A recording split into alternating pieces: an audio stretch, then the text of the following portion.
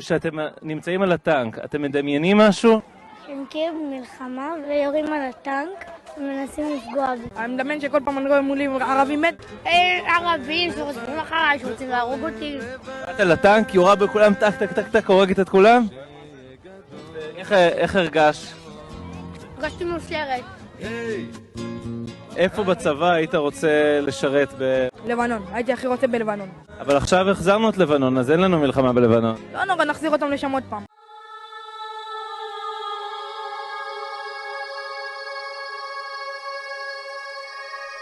Since more or less that we are born, the Israeli military is presented, even when you are a baby, as a sacred, a holy.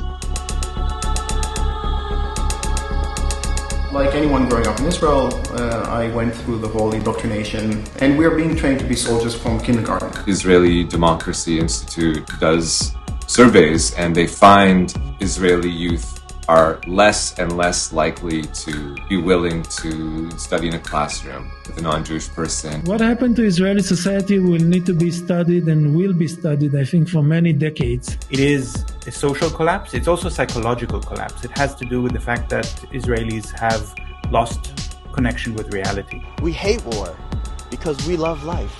Just one final question. Yeah. You've come up here, looked at binoculars into the northern Gaza here. Yes. What was your thought? Disappointed? I expected to see more destruction. Welcome everybody to another special episode of the One State Solution podcast. We're both anti-Zionist Israeli Jews. Zionists are using our religion, our identity to justify all these crimes. Say that you're a Jew! True liberation for us is also liberation from Zionism. Yes. We don't buy this story that Zionism is the movement of Jewish liberation. No, it isn't. It is Jewish enslavement. For me, it was a process of kind of like unlearning Zionism. And we imagine this as a part demon, part God that demands sacrifices. And I think every fascist cult is built on the concept of sacrifice. Yeah. You could say that that was Hamas's biggest mistake. They had assumed that the Israeli leadership would care enough about the lives of fellow Jews. Families of hostages who have been saying for months, we want a ceasefire. We all know it's not about the hostages. How can you say that? You're Jewish! I don't understand how the typical Israeli Jewish family can say things like they're using their children as a force shield while educating their own children to violence and then sending them off to not only kill but also to be killed. This is deadly serious. We have to liberate ourselves from this death machine. The only people who don't know what is going on in Gaza at this point are Zionists, because they are part of this bubble of propaganda.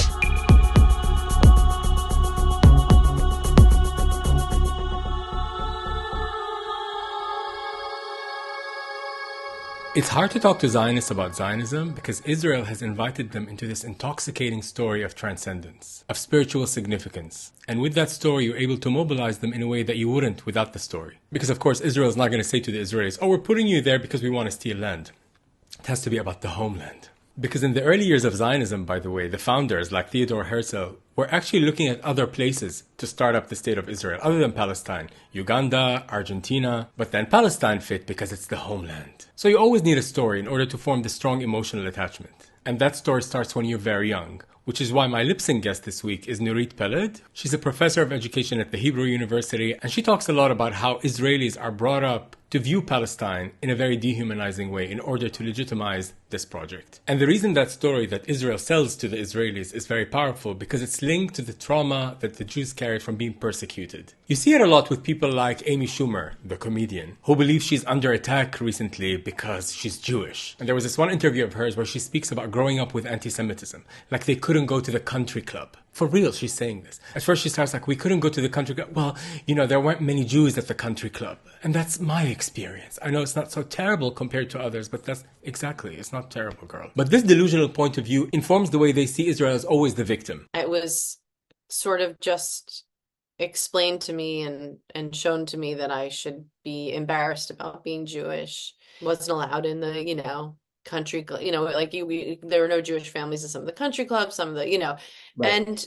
and hey, you can always say other people had it worse, and they did, but this is my truth. Are you finding any or much anti-Semitism directed at you since the Hamas attack? I would say that would be an incredible understatement. Really unfortunate, but good for you for having the courage to stand out there and stand up for what you believe.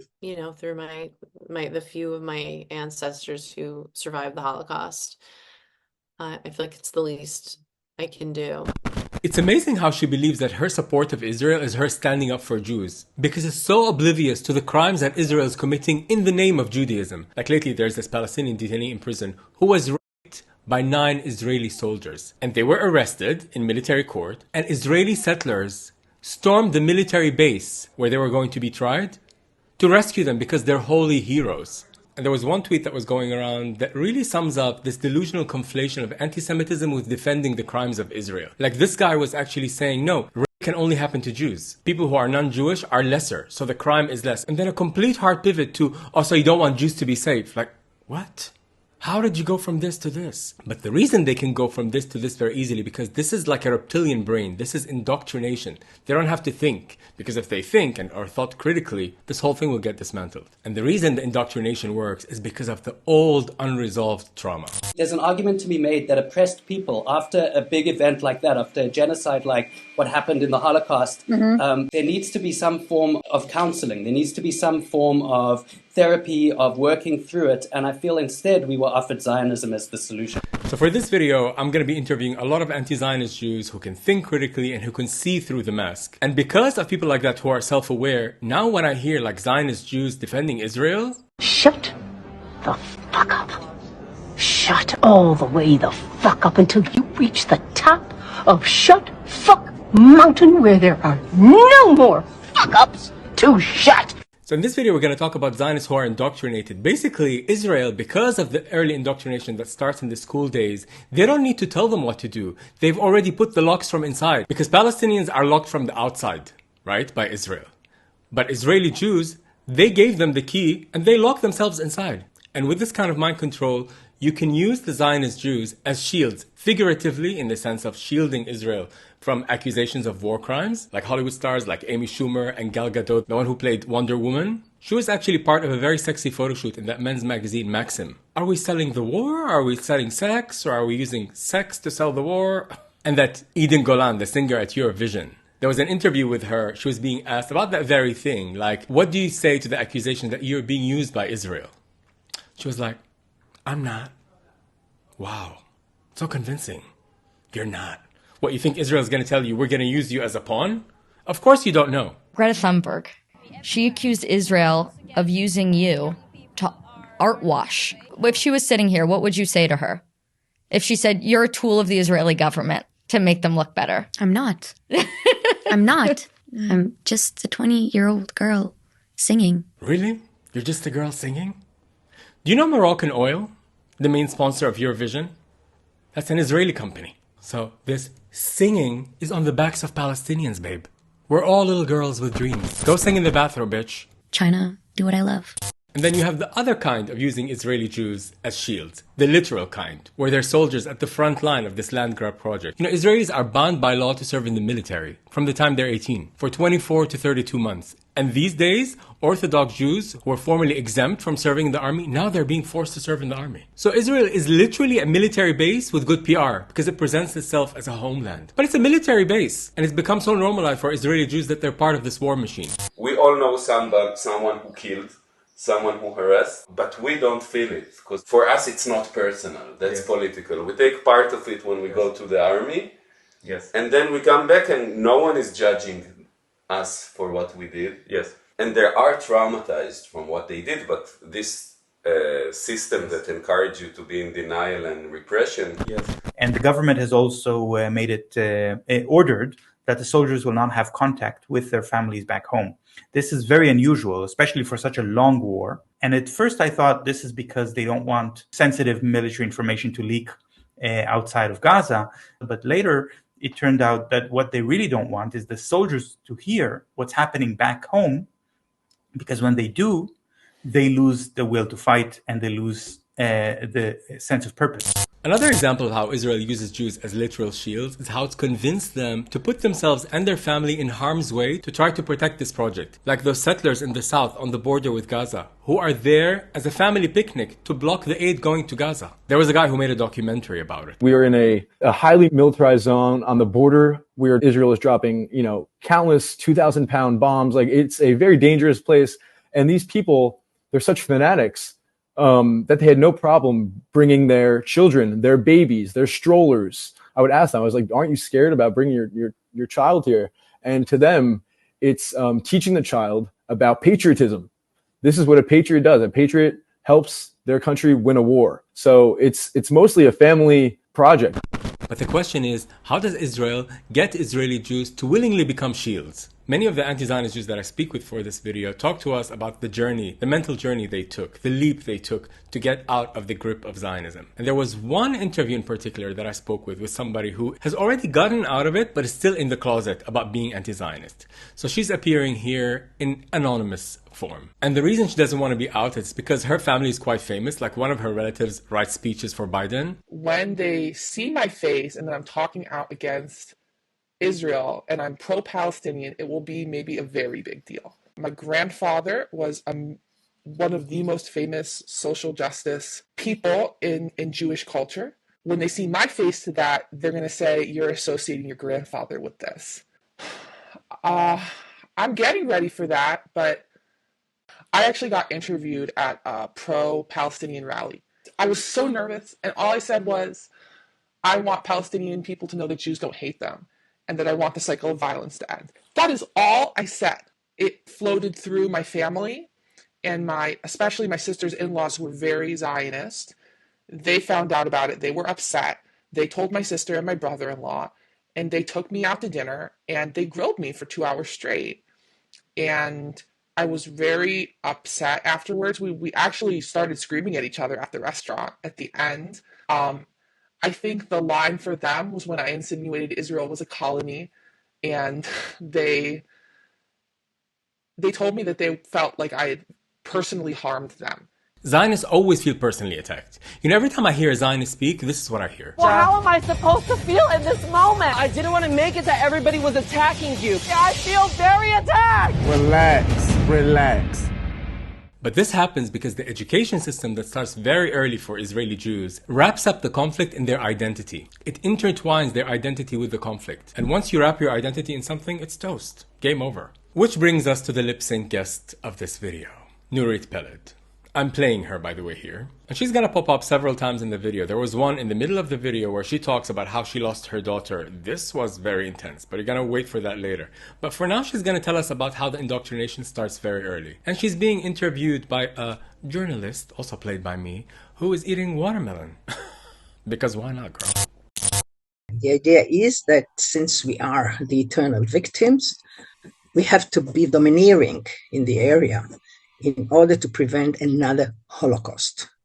Right. And that's the main foundation of Israeli education. So can you imagine what happened to Israeli children when they're exposed to these photographs from the age of 3?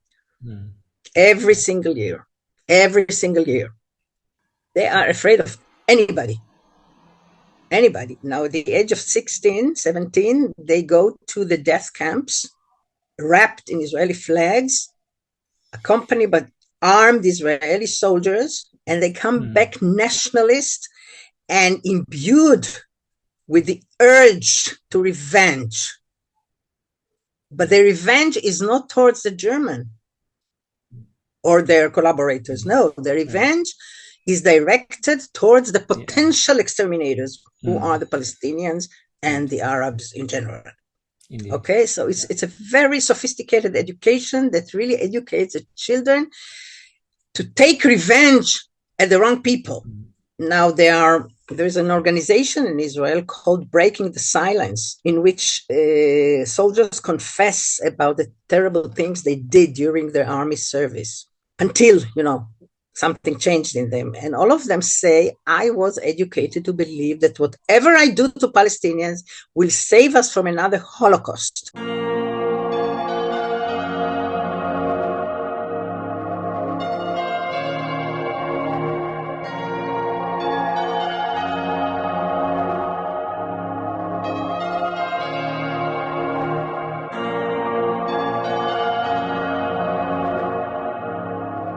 I feel like I'm done hiding, you know? Yeah. In some sense, I've been hiding all my life because I was born into this cult, into this system, into this society where if you want to be an actually moral person, you need to hide. In this video, we're going to talk about how Zionism is a cult and the different techniques the cult uses to keep its members locked in. And there's many mechanisms, like the don't talk to the outside is part of the mechanism of the cult. By the way, I love these two guys. They're called Elik and Alon. They have a couple of podcasts here on YouTube. One is called Yalla, one is One State Solution. Please check them out. They're great. But back to the cult discussion. Is Zionism a cult? Do you think it works like a cult on its followers, the ones who do believe? I mean, is Trumpism a cult? You know, is fascism a cult? To me, Zionism is in that category. You know, it's a political and philosophical construct, and people buy into it hook, line, and sinker. And there's two faces to the indoctrination into the cult, like two types of people who are indoctrinated. There's the unrepentant Zionist, the aggressively unapologetic settler who doesn't care how it's coming across. Then there's the liberal Zionist, my favorite, with their mask. But whatever type it is, it requires being blind to the truth. It requires living in a bubble, which is my area of expertise. Living in a bubble, living in denial. As I always say, I'm in denial so you can wake up. And speaking of blind spots and breaking through them to see reality, I want to introduce you to this video's sponsor, Ground News. Ground News is an eye-opening news service that helps you analyze the news you are consuming. How biased are the news outlets you read? Who owns them? How factual is their reporting? You can learn more by visiting ground.news/indie. Let me take you on a little tour. For example, if you take the story of the assassination of the Hamas leader Ismail Haniyeh, you can see that over 568 sources covered the story, along with the biased distribution of the coverage. 34% of the coverage is from left-leaning sources, 40% from the center,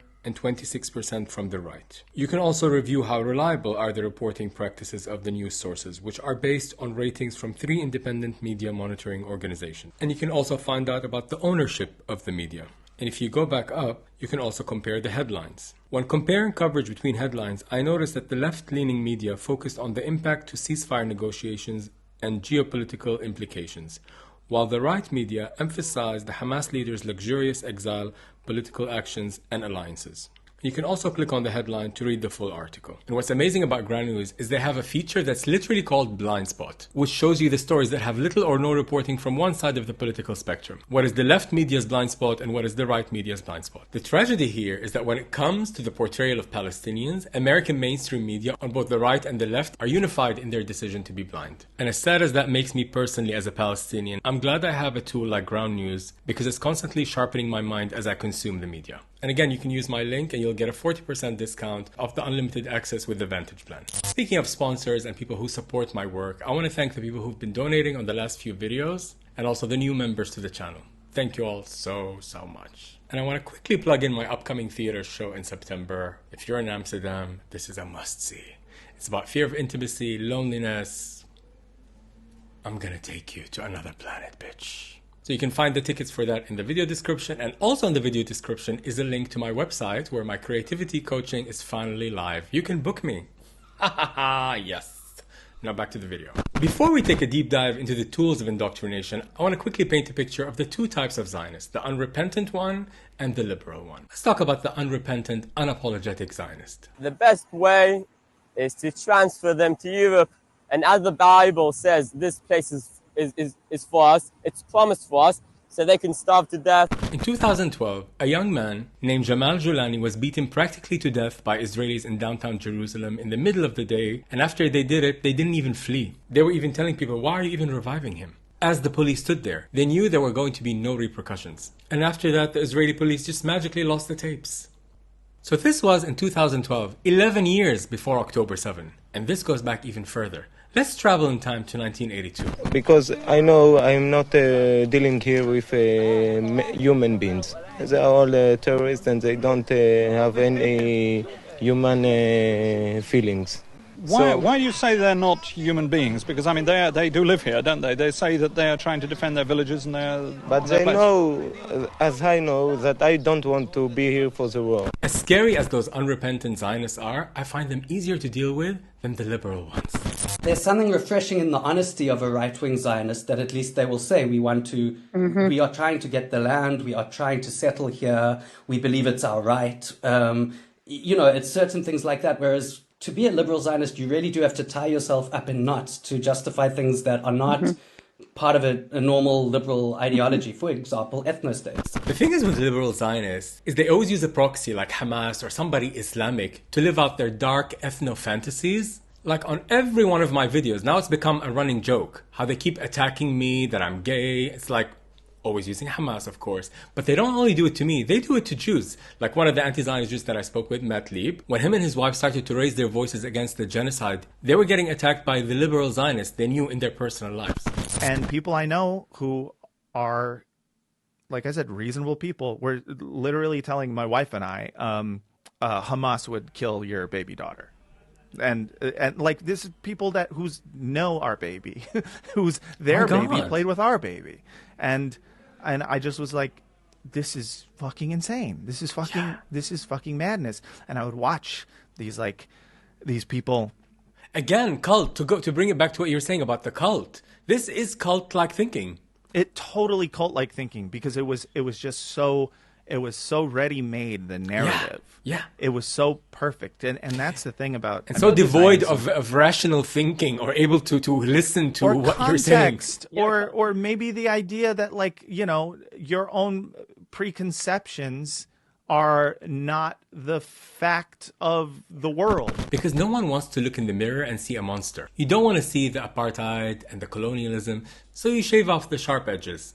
And how do I still have love to my close family that I know that they're kind of, sorry guys if you're watching, but I think you're Nazis. I have some thoughts about that.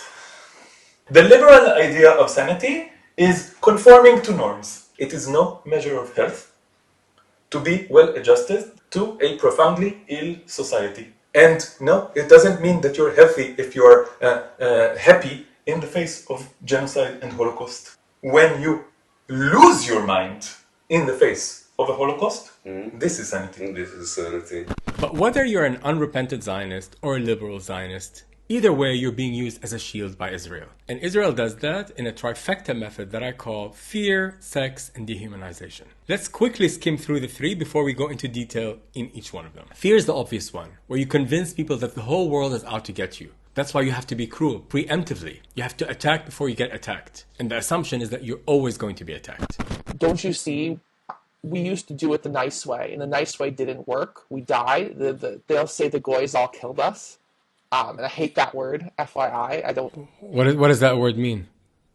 It means, goy means non-Jew. Me and my grandfather used to have these intense arguments about Palestine. I mean, it was like we'd sit next to each other at the table, and he'd be like, what do you think about 1948? And I'd be like, Zadie, we stole land from people. This was not okay.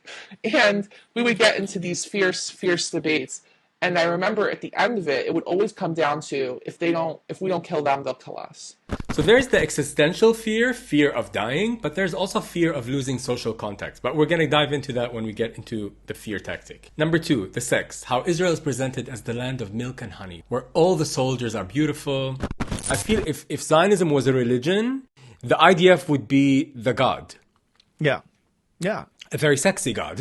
Yeah, exactly. Like they're sexy gods. Zionism is, in essence, a cult because of, the way in which it kind of bastardizes an actual religion and uses sex and brainwashing to, sell it and keep their converts, And so, you look at any sex cult and you're like, this sounds a lot like my Birthright experience. And later in the video, I'm going to break in detail this sex tactic with Matt as he talks about his experience with Birthright, which is the trip where they take young Jews and they party for 2 weeks in Israel. But we're going to break that down in detail later in the video. And the third tactic, the dehumanization of Palestinians. And we will talk about the different ways this dehumanization happens, because the unrepentant Zionists will do it very overtly and very aggressively, while the liberal Zionists will say, oh, we just employ Arabs that work for us. But the reason I've included this dehumanization tactic is because it paves the way for claiming that you're indigenous to the land. When the person who's on the land is not human, then of course this land is yours.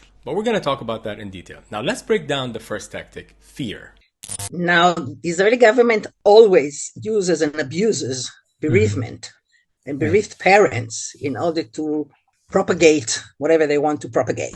And the standout bereaved Israeli parent in the last 9 months is someone called Thomas Hand. This guy's daughter was taken hostage by Hamas. In the beginning he thought she died, but later he was reunited with her. But before he was reunited, he was making the rounds on all the media. She's dead. And I went, yes! I went, yes! Because that is the best news of the possibilities that I knew. And if you know anything about what they do to people in Gaza, that is worse than death. She'd be in a dark room filled with Christ knows how many people. Christ knows how many people. This is such... I know this maybe goes more about the dehumanization, but it's so interesting to analyze because it's almost like he's disgusted with Palestinians. Like they're all crammed in a room. You know why Palestinians are crammed together, Tommy? Because you stole their land. English guy. You're not even from here. That's why they have to be crammed. Christ, how many people? Christ knows how many people. She's dead. And I went, yes! But the whole thing with death being a blessing is that it's better than... Now, after he got reunited with his daughter, he started to elaborate on that. And there was one interview where he went on Piers Morgan that I found shocking. He starts by saying that we know the hostages get raped daily. I don't know how he knows that, even though there has not been one single case of a woman who came forward about being raped. And then he goes from that to, we know they get raped multiple times a day. And then this rape fantasy, he goes further with it, completely unchecked, by the way, by Piers. And he's like, but then after they're going to be pregnant with these terrorist babies, and tears burning in his eyes. I know you've been particularly concerned, Thomas, about the fate of the women and girls being held. If you think about all the women there, we know that they are being raped. They're being at least daily, if not multiple times a day. Now take that on a step further. They're pregnant, so they're going to have to carry those children, those terrorist raped children, full term. If you take it further. No, don't take it further. This is a fantasy. Even the main story of the New York Times about the rape was debunked. The story that actually manufactured the consent for this whole genocide, that has been debunked. And no woman, no hostage or otherwise, came forward with claims of. Yet these people keep going on and on about it. And this is a common practice, by the way, of all Zionists. They go in graphic detail about their worst fear, and of course they project it on somebody like Hamas. And because this fear of persecution is very real, it runs in their system. There's so many layers for me to this in the Zionist mindset, which comes from, you know, our shared understanding of persecution in the Jewish community. Every year we have a day called Tisha B'Av, which is the day of collective mourning, where we remember everything that has happened to us as a people, all the tragedies since we lost the temple. And we actually recount stories of people who were exiled from Israel. And some of those are quite old. But it's interesting to me because these things all kind of fueled me to have more empathy. But you can also imagine the opposite side of that, where like we talk about Israel and the loss of Israel a lot in our religion. Like is a point of collective mourning for us. This idea of enemies, it's like very strong in Judaism. And it's hard for me to say, like, was this strong before Zionism? Because I wasn't alive before then. But it's certainly strong in what I grew up with, in hearing about the enemy all the time. And the enemy are Arab people. Like, the enemy are Arab people. But before that, we have in Judaism this idea of The enemy's here. This obsession with Palestinians being the enemy, it makes you blind to their pain. And it makes someone like Thomas Hand, the one who was talking about his daughter, being completely blind to the suffering that Palestinians are going through. It was a miracle that we got her back. Unlike, like you say, over 100 still in there. You can imagine how many people that affects. Parents, brothers, sisters. Like all the years of indoctrination with this fear of persecution renders them completely incapable of feeling with the other side. What I do know is that Zionism feeds off of that, because you see people who are otherwise rational, otherwise fans of humanity, allowing themselves to turn off that part of their brain in favor of fitting this narrative that like the only humanity that matters is mine. And anyone who tries to add some context to that must secretly hate Jews. They cannot accept that Israel is doing wrong. It always has to be something else. It could be anti-Semitism. Take it off right now. Take what off? Take off the scarf. Why? Because it's a terrorist scarf. Take it off right now. You're not gonna have a job where you're delivering. Why are you here? You want to kill more Jews? You know, anti-Semitism is the longest hatred in history. These so-called leaders in the Jewish community whose entire work is the work of terrorizing. They want to keep Jewish people terrified. I remember like my sister did this piece of art like about Auschwitz when she was like 7 in like Hebrew day school. And it was like how they wanted to kill us. When I was in Auschwitz, I went to Auschwitz once, and there were busloads of kids from schools from everywhere coming there to witness what had happened. And so now it's like as a kid, you realize like, oh, Israel's your only place of safety. Israel's the only place where you can truly be a Jew. Everybody wants to kill us. Where everybody's out to get us. And obviously that's a complete lie. The idea was that Israel existing made Jews safer everywhere. And I never really interrogated that belief because it just kind of seemed self-evident. Like, well, ever since the creation of Israel, there hasn't been another Holocaust. Would you then say, is that the biggest, let's say, lie in Zionism? Or I mean, there's so many lies, Indy. It's hard to rank them all. I can't take the threat of anti-Semitism seriously at the moment, not because I don't think there isn't genuine anti-Semitism in the world. There really is. But I feel that I am more likely at this point to be attacked for being an anti-Zionist Jew than I am by a non-Jew for being Jewish. Have you heard of this woman called Noah Tishby, who's like a agent of the state at this point? She keeps receiving celebrities in Israel, like Deborah Messing and Tiffany Haddish. And this woman, she's got those Netanyahu eyes. But there was one interview of hers where she was talking with a college kid, and she said that her favorite thing is to talk to college kids to prepare them for the future. And her idea of preparing college kids is preparing them for anti-Semitism. You know, I'm talking to you, you're about to go to college, you're about to see the world in its most kind of vicious way. You're about to face this anti-Semitism and anti-Zionism. I think it's probably my favorite to talk to your age because, you know. Yeah, you prefer them because you can mold their brains. That's why she likes to work on literal children or adults with child brain, like Deborah Messing, when she received her into Israel, telling her, you're crying because you're home now. But we'll talk about Deborah Messing later in the video, and the dehumanization and how that leads people to believing they're indigenous to the land. But the reason why college kids are so important to the Zionist project is because now they've left home, where they're being indoctrinated by their parents. Now there's going to be that fear of, you know, the loss of the grip of the indoctrination. Every time I would come home, I would get questioned, and they would say, how is anti-Semitism on campus? And obviously it's a loaded question. I knew they're talking to me about pro-Palestinian protesting. That's what they're talking about. Because you cannot, from a young age, I always knew, you cannot say anything pro-Palestinian. And this molding of young Jewish brains using fear reminds me of a quote by Carl Jung. Cult members are given the impression that there's unity in this group. But in reality, fear is utilized to create this perception of strength and unity. And this unity is built on the fear and distrust of the outside world, but also fear of any critic on the inside. Like when Alon went to the protest, the anti-genocide protest, and he was holding a sign anti-genocide, and how he was perceived by fellow Israelis. So I went and I held the sign, okay? And the sign said, stop the killing of civilians. And I got many negative reactions, okay?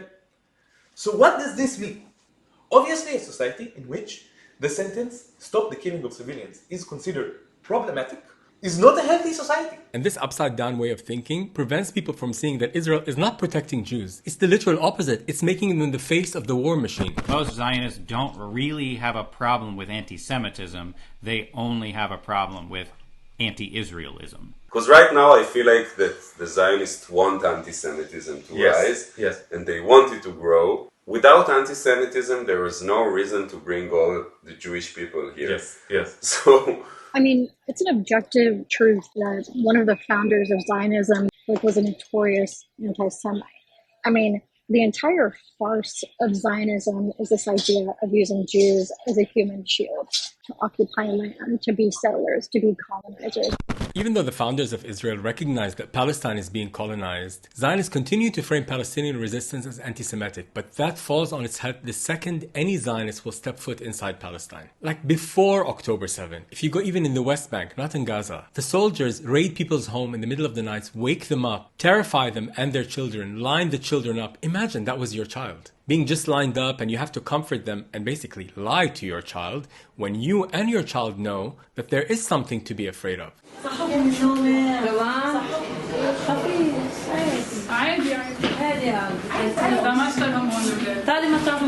don't know if this is a coping mechanism of mine, but when I watch videos like that, my blood starts to boil and I get so angry that I can't focus on Palestinians anymore, and I have to shift focus to the Israeli soldiers and try to analyze their psychology, because that's the only thing I can focus on without losing my mind. And I noticed the face of the Israeli soldier in that clip, almost like there's something robotic, completely cut off from Palestinians. Imagine there's a row of Palestinian kids in front of you, and you refuse to even see them. But eventually Israeli soldiers do wake up. I grew up in a settlement in the West Bank, and I served in Hebron in the West Bank. And while serving, I was a tour guide. I used to take groups of soldiers for tours in the Tomb of the Patriarchs in Hebron. I didn't know what occupation is while taking these tours in this huge Palestinian city, surrounded by soldiers.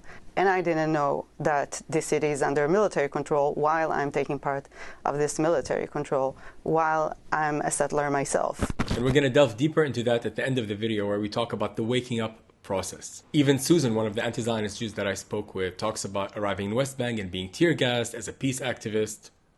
Wait for that one. But for now, let's wrap up this fear tactic, which actually conceals from Israelis the true nature of the Zionist project, which is just grabbing land. And not only does it conceal the true nature of that, it makes them part of it. Okay, October 7th happens. I go to all my synagogues. I'm like, how can we stop this war? I was seated next to my sister and a few people next to us, and they were saying things. Like, the guy next to me was like, I'm thinking about how big historic Israel was.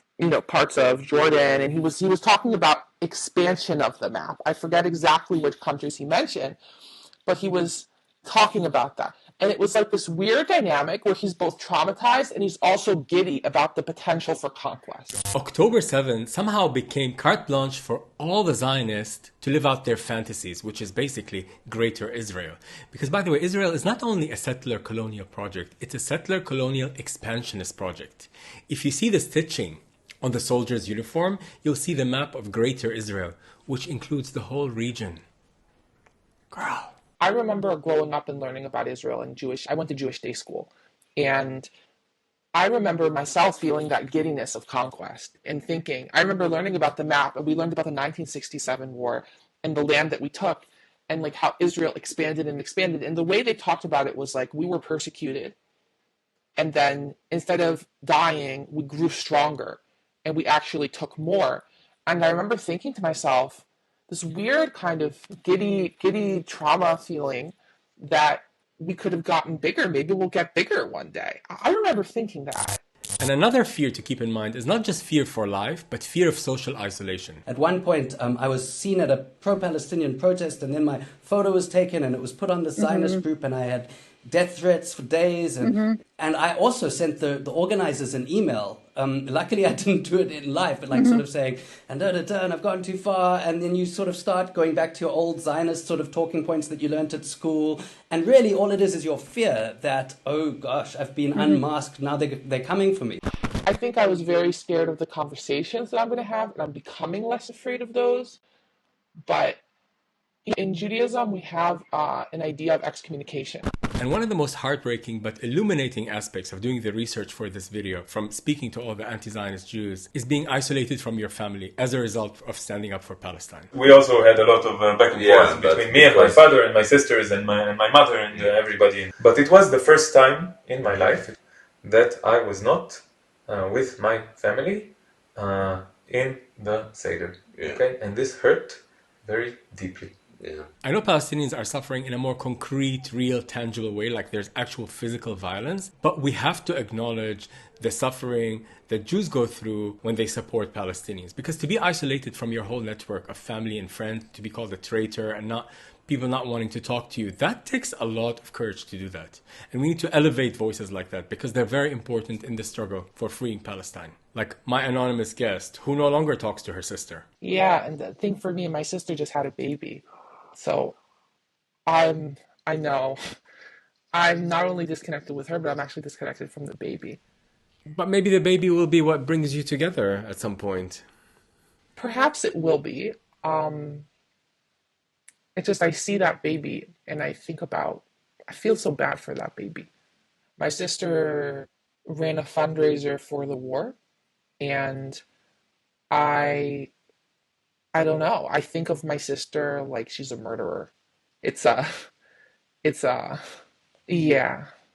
So anyway, even though I'm outspoken and I'm doing this podcast and I'm trying to be active in different ways, it's kind of you're always complicit. And I have these two guilt feelings because when you're with your Zionist society, you have this also feeling that you're a kind of a traitor and people and so sometimes this gets in and I think like, wow, maybe I'm going against my family. And sometimes I feel guilty for being complicit with occupation and genocide and all this stuff. I resist because I collaborate with people who serve in the army. I remember my sister saying, like, maybe we just need to completely destroy Gaza and build it up from anew, like Berlin. It just needs to be completely leveled and built up from anew. And I said, I was like, what the fuck are you saying? If my sisters are rejecting me for just talking about the genocide, then this is a psychopathic situation. And if my sisters were caught up in it, then anyone is caught up in it. Do you think people like your sister and your dad and like many, do you think deep down inside they know? Yes, I do.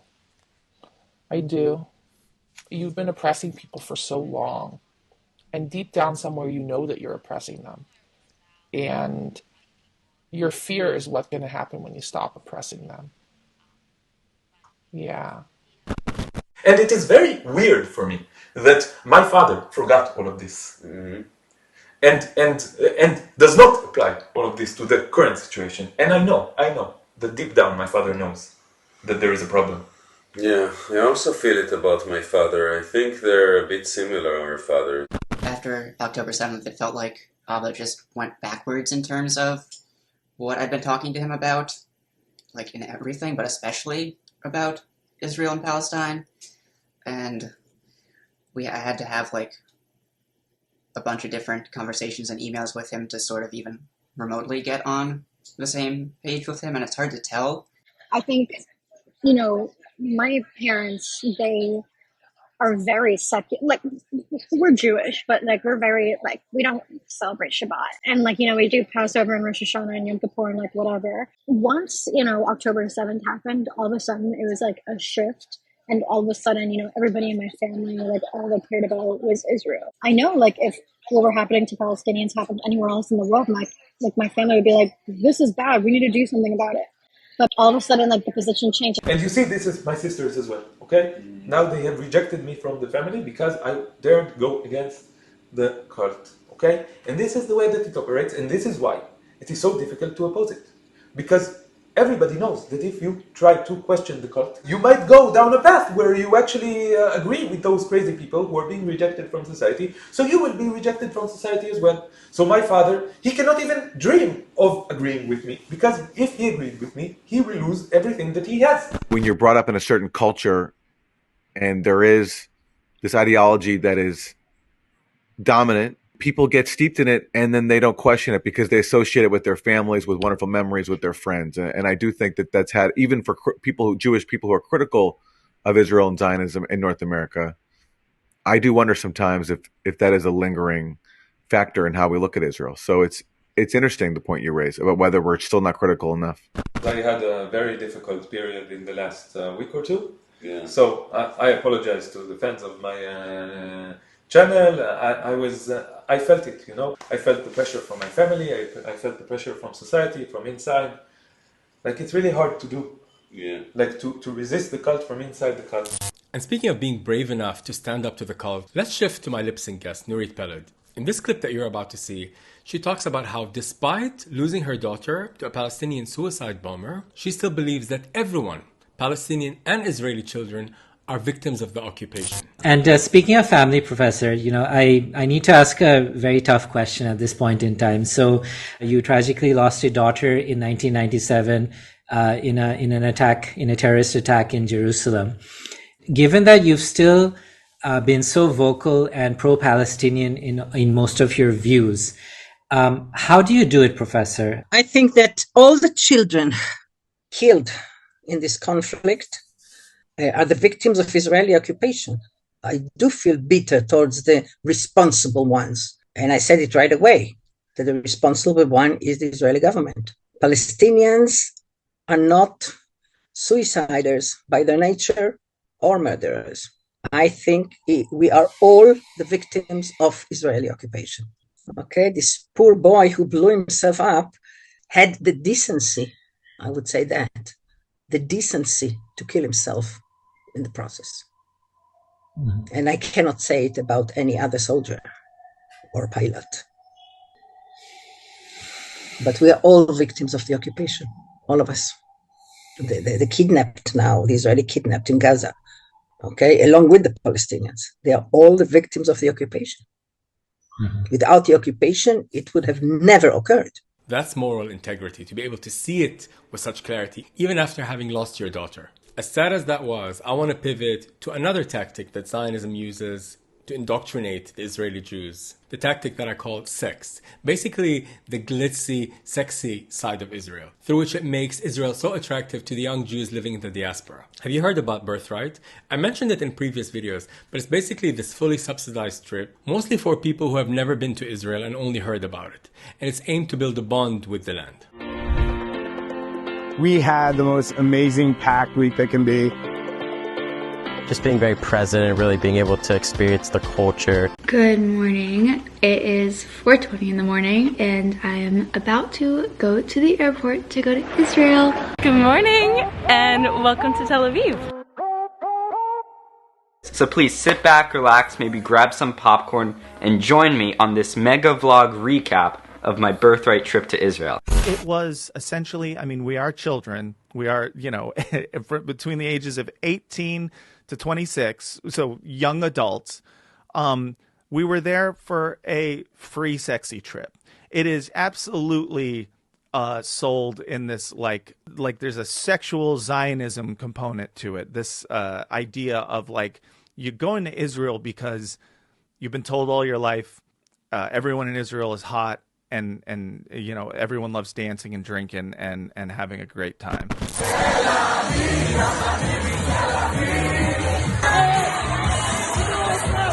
You're happy to do all the things stay in a kibbutz and hang out with some Bedouin in the Negev or float in the Dead Sea. But what you really want to do is meet a hot Israeli soldier and fuck. That is it's the same promise of college in America. You go to college because, you want to learn some stuff. You want to better yourself, but really you want to drink and fuck.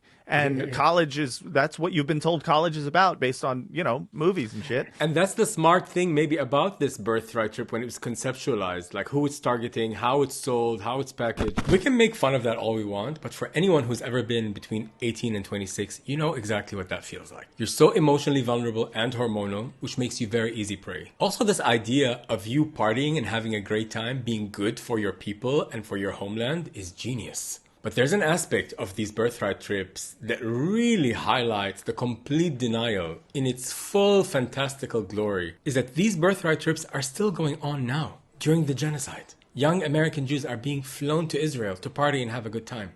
Check this out. Hi, my name's Luke. I'm a participant on Birthright for January. It has been the most incredible experience of my life. My favorite thing is just wandering around places like this and just exploring the food and talking with the locals. Being here during a war is remarkably calm, like really feel the kind of tense feeling that this nation's going through, but it feels really safe. But people who think they are the victims, what can you say? What can you say to them? The purpose of these birthright trips is to convert young Jews living in the West to feel more of a connection with the land, and once again, mixing religion with Zionism. I born in the USA. I don't know what is going on. 9, 10, 11. If you're Jewish, we love you. If you're not Jewish. The way it knows how to sell this project to a vulnerable population. I don't mean vulnerable as in like, unsafe, but I mean vulnerable as in like emotionally vulnerable. Like it's essentially, it's grooming, it's like they are taking college kids and taking them to a foreign country, telling them it's actually not a foreign country, it's actually where you're from, and saying that it is a state that is going to reward you if you move here and fuck and make a bunch of kids and have a nice Jewish family in Israel. Alright, now day 9 actually started with a tour of the Israel Holocaust Museum. It's funny how the existential threat, that fear tactic, is always the undercurrent under all of them. Even when the fun times and the sexy times are there, fear is always running underneath it all. Basically, it's not remembrance, it's re-traumatization. It's been interesting because I'm in a relationship with someone who's not Jewish, and he'll often say to me, like, we'll watch Holocaust movies together, and he'll be like, this is great, but like, you're re-traumatizing yourself. It's interesting just as an outside perspective, because I don't necessarily see it that way, but I think he does because he didn't grow up in the same kind of culture as me.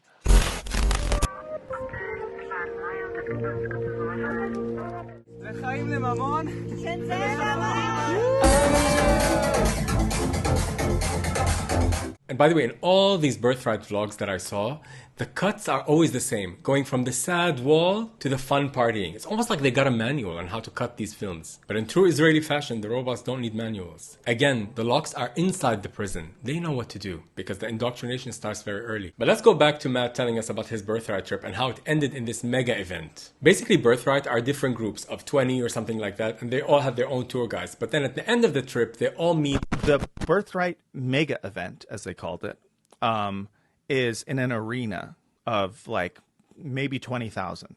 So it was every Birthright group all together in one place. So it was 20,000 young Jews from all over the world, a lot from America. And it was like have you ever seen the leaked video of this like Scientology medal ceremony in which they give Tom Cruise a medal and then everyone like salutes a picture of L. Ron Hubbard? Yes, yeah.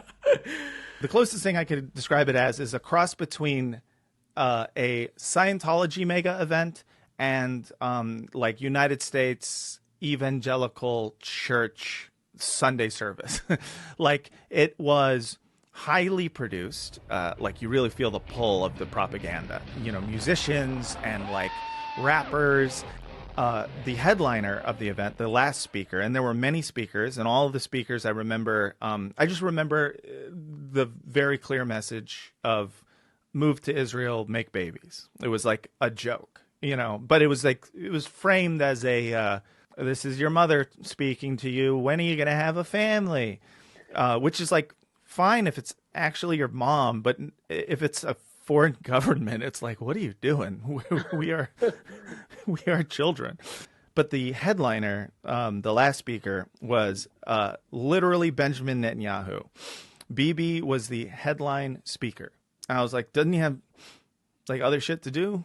This is on his itinerary? That's crazy. But that speaks to how important this trip is. Yes, and that is like that's kind of what I walked away from it with, was I was like, damn, how important are we that the fucking prime minister of Israel is going to come here and tell us welcome home? And that's what he said. He told us, you all come from great places, but you're all from here. And I was just like, I am absolutely not from here. Where are you from? Where?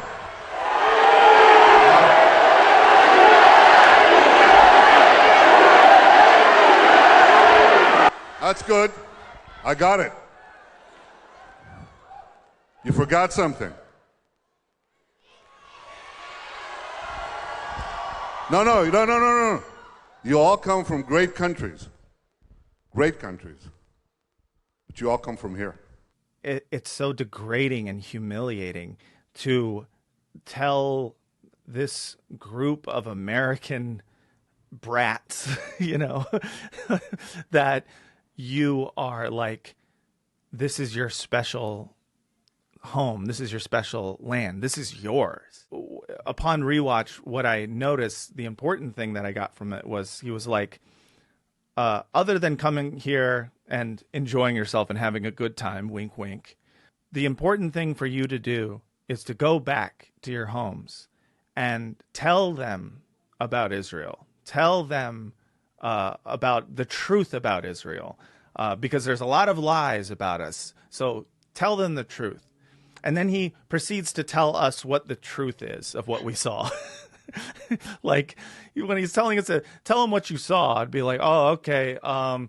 I saw an Israeli soldier making out with some girl that I was on a trip with. No. Here's what you saw. What you saw was a land where everyone is equal, where everyone works and has the right to work, where women can, have jobs and we like them. It was essentially like, tell them about how great Israel is in comparison to the countries in the Middle East that have all these Arabs who hate women and who hate gay people and who hate Western values and all that stuff.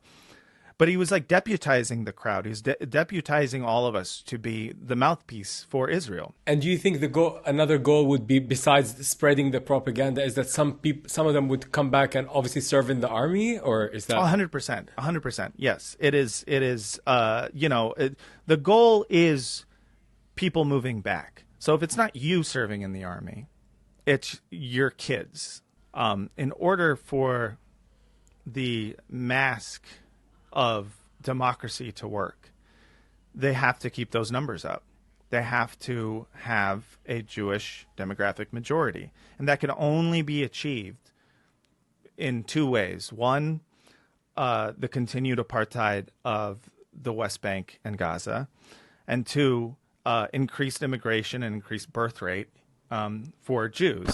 But not everyone believes in birthright. Like, there's many videos that you see of like almost hidden cameras of people that started to question. And there's one video I'm going to play you of a girl who started to be onto the agenda of Sheldon Adelson, which are the funders of these birthright trips. And she was complaining to one of the organizers that the tour guide on her birthright group were not letting her ask about Palestine and was being very rude to her. This is the birthright agenda that Sheldon Adelson wants. Like, we're not supposed to see the occupation. Sheldon Adelson is the biggest donor of Birthright, but also of Trump's campaign, and they're friends, and they like watch the election results together. Like, this isn't a coincidence. So last night we did have the opportunity, as you guys saw, to talk to an Arab Israeli, and that was not part of the itinerary trip, but he shared his experience living in Israel as a non-Jewish Israeli, and it was definitely the most moving part of the trip. And by the way, my anonymous interview guest also refused to go on Birthright. But in the beginning, she was willing. And she was supposed to go with her best friend, whose mother was one of the organizers and told her not to speak about Palestine.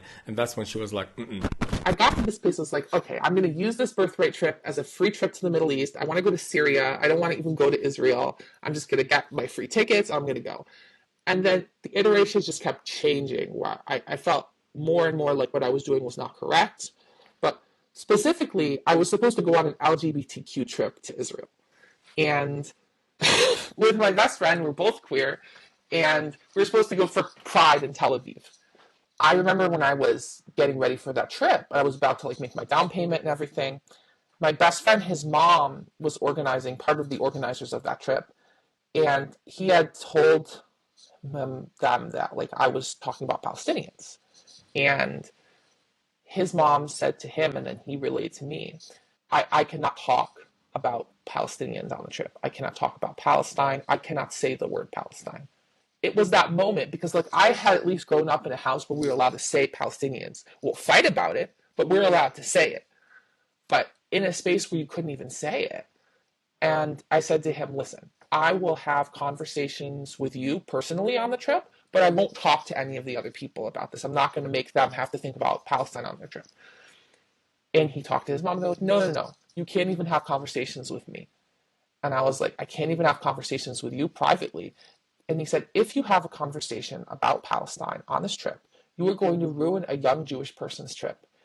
And his mom was like, I've seen people cry because people mention Palestine. Maybe those tears are good, but that's the thing with Zionism. It never wants to be faced with reality. It can't. Now let's go to the last tactic, which is the dehumanization. I don't know why I said it with a smile. It's the most disgusting one, but not only are Palestinians dehumanized as in they're less, it's like they don't exist. Lately you hear this a lot. What is a Palestinian? Like a lot of people, they try to be provocative on my videos, leaving comments. And sometimes it really gets to me. They're like, what is a Palestinian even? Bitch, I'm right here.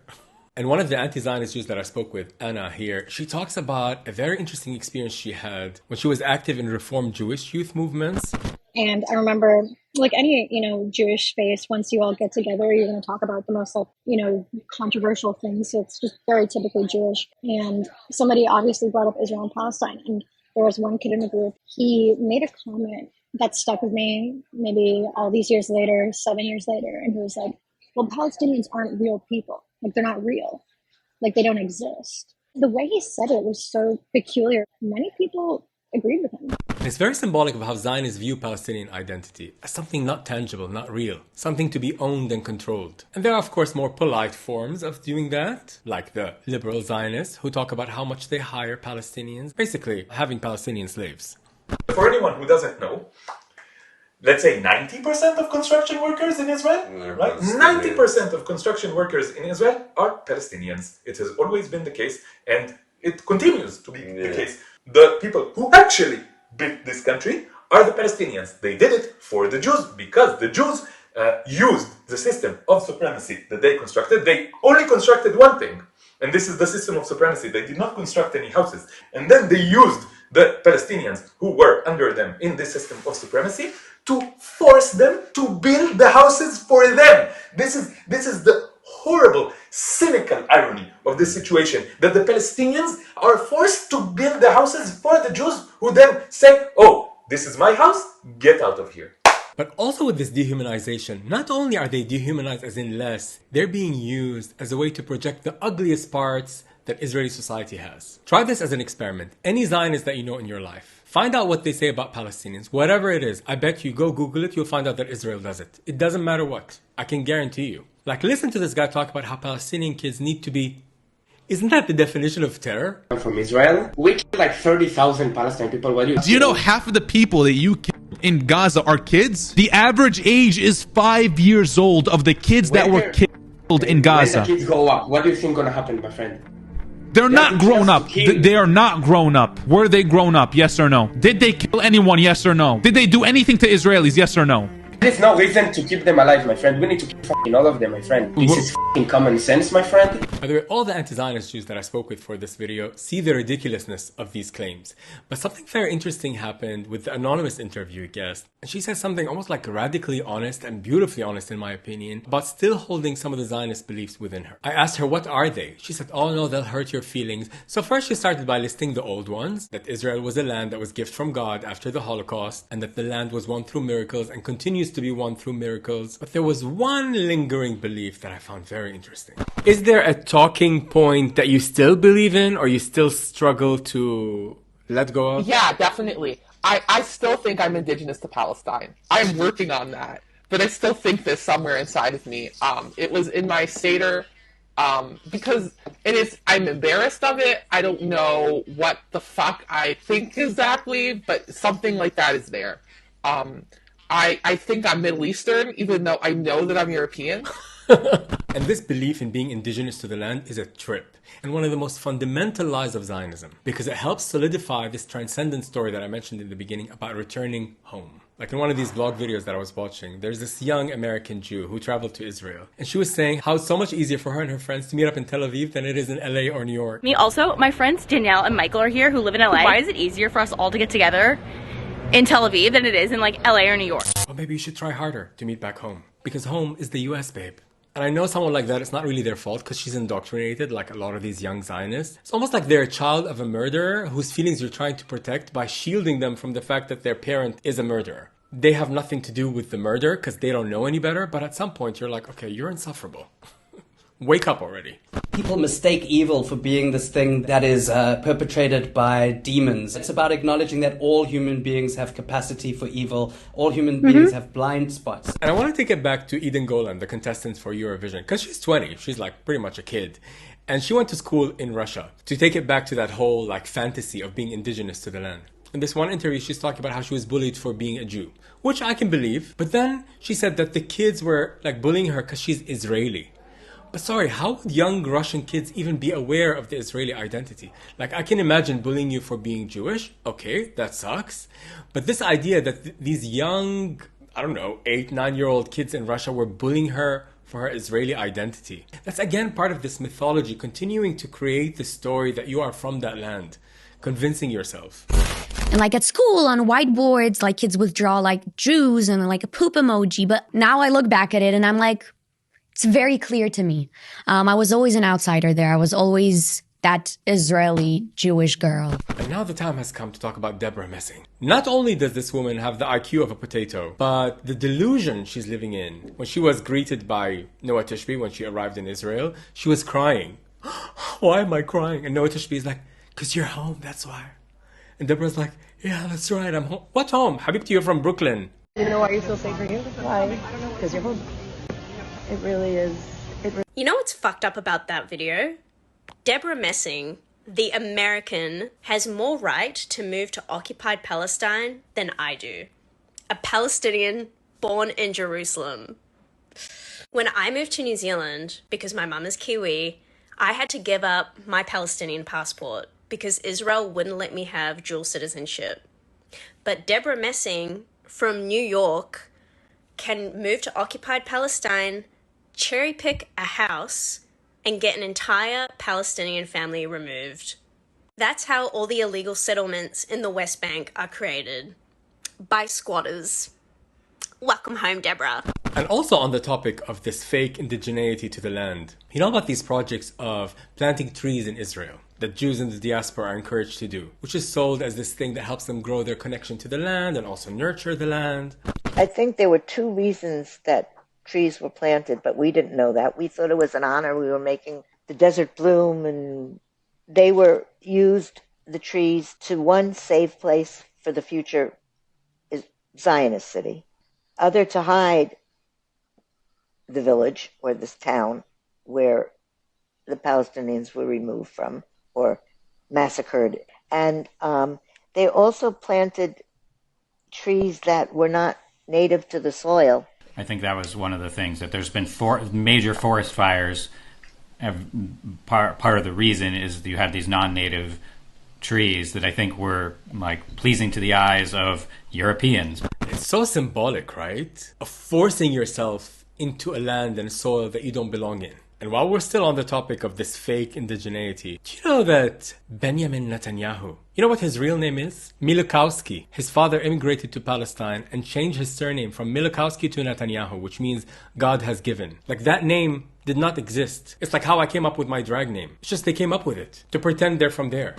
I think that Zionism, from the very second it was born, began as a very narcissistic ideological movement. Because what does it mean, I'm going to move millions of people from here to there and tell them this is your story? And what about other people that already live there? I mean, what is this? Now let's go for one final time to Nurit Peled, who talks about the shrewd way the architects of the Zionist project capitalized on the trauma of the Jews escaping Europe and helped give them a false sense of power by claiming indigeneity to Palestine. The idea of Zionism at the beginning was to create what they called a Jew with muscles, because the diaspora Jew was considered in anti-Semitic discourse, but also in Zionist discourse, as a weak, spiritual, effeminated man. The idea was to create a new Jew that would be the opposite of this Jew. So when they came to Palestine at the beginning of the 20th century, they wanted to indigenize themselves. They wanted to look like Arabs, to be suntanned, muscly, and to work the land, to be farmers, because Jews in Eastern Europe were not allowed to have land. So the idea was to heal by becoming farmers and warriors. So this was the counter to the diaspora Jew. What happened was they became too muscly. They lost this Jewish quality of being spiritual, and they became thugs, as you know. Israel is a country that Jews around the world are attracted to for emotional reasons, not for political reasons. You go to Israel, you see people practicing Judaism out in the open, celebrating their Jewish identity. I mean, these are beautiful things. What is now occurring for many, many Jews around the world is a realization that the state of Israel is not acting in the interests of the Jewish people. But that journey is not always easy. Yeah, and that's something I would love to share, is that I've gone there. I've been trying to go there, and it destroys you.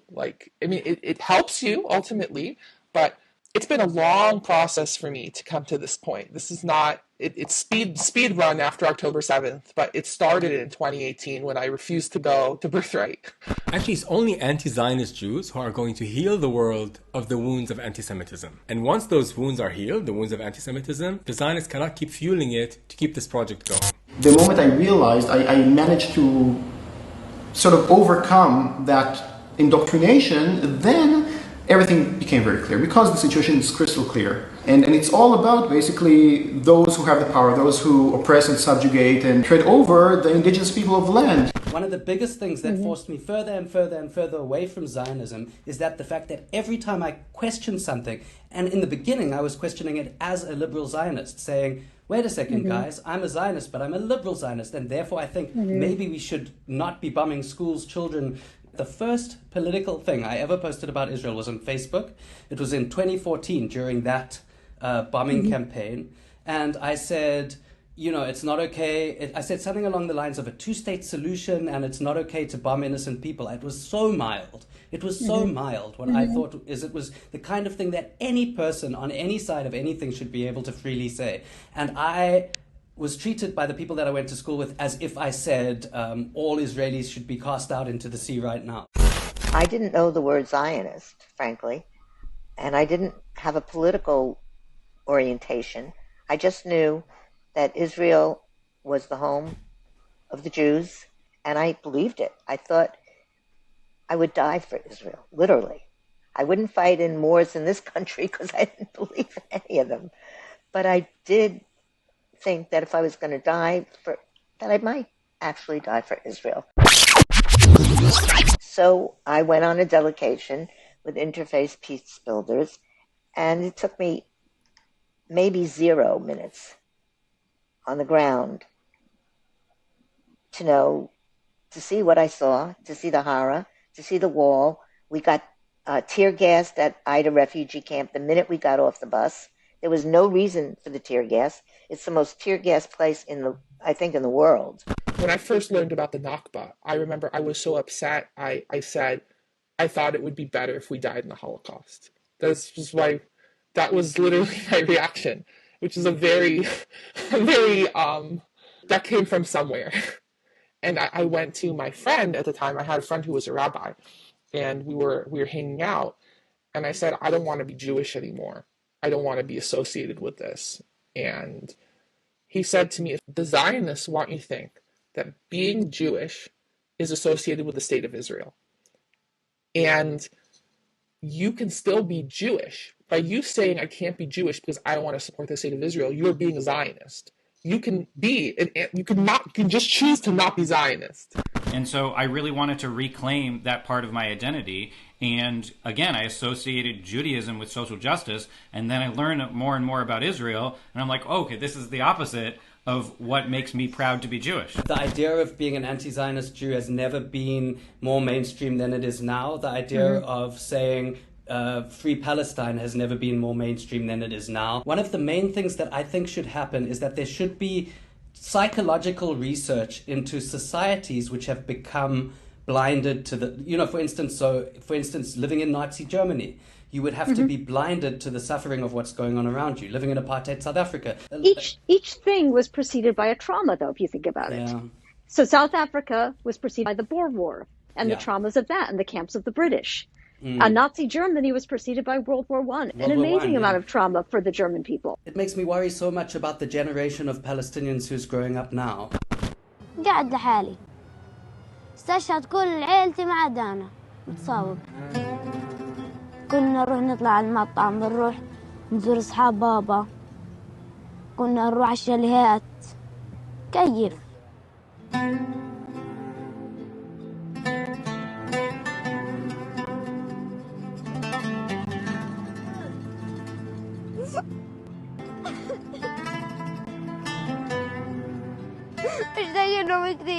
Like, what do you expect to happen to this kid? Why wouldn't he want vengeance? Like, we're supposed to be okay with Americans having guns to shoot someone that enters their backyard, but why are Palestinians not allowed to retaliate against the most heinous crimes?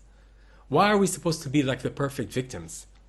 But anyway, I don't want to end on this gut-wrenching note. I want to leave you with a more message of hope. Again, to go back to that podcast that Elik and Alon do. On one of their episodes, they had a Palestinian doctor named Saleh there. There was a beautiful moment where Elik realized that he lives where Saleh's family used to be. I thought it's interesting that I asked you where you grew up, and then you said like that it was in Wadi Joz, right? Yes. In Jerusalem, and that your family were from Western Jerusalem. And Yes. I asked from where, and you said from Katamon. Katamon, where I grew up in Western Jerusalem. So I lived on the place where your family got kicked out in 48. And before that we talked about why is it so hard for Zionists to change their mind. So that's the reason, I think. It's your childhood, I grew up thinking everything is just fine. So what do you feel about this? Now? Yes. I don't know, I just feel painful and sad. But it's also nice that we can sit here, I think, and talk about it. Yeah. Because you didn't choose this. Yeah. You were born into it. Yeah. And you took responsibility. And you started a healing process through that. That you stood up and said, no, I refuse. Yeah, makes me very emotional suddenly. So I feel like this connects to what we said about living in Palestine, right? So you started living in Palestine, I think, and this is how you make up.